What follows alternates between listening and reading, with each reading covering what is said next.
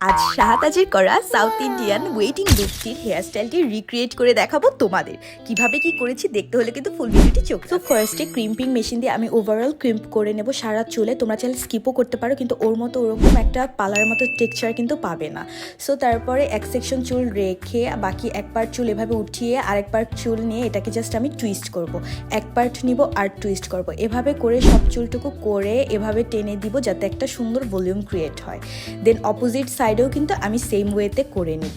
দেন পিছন থেকে হচ্ছে আরেক পার্ট চুল নিয়ে আমি একটু জট করে ছেড়ে দেবো যাতে একটু ভলিউম দেখায়। দেন টিকলিটা সেট করে নিয়ে ও নিচে একটু কার্ল করে, সেহেতু আমিও হচ্ছে হালকা লুজ কার্ল করে নিই। আর দেন আমি একটি আর্টিফিশিয়াল গাজরা নিয়ে নিয়েছি, তোমরা চাইলে অর্গানিক ফুলেরও গাজরা নিয়ে নিতে পারো। আর এভাবে সেট করে দিয়ে কিন্তু হয়ে গেল শাহাতাজের সাউথ ইন্ডিয়ান লুকের এই হেয়ারস্টাইলটি। আর এরকম টাইপের সাউথ ইন্ডিয়ান হেয়ারস্টাইলটি কিন্তু যে কোনো ওয়েডিংয়ে অথবা হলুদে করলে অন্যদের তুলনায় দারুণ সুন্দর লাগবে তোমাকে। তাই ভিডিওটি হারিয়ে যাওয়ার আগে তাড়াতাড়ি নিজের কাছে সেভ করে রাখো।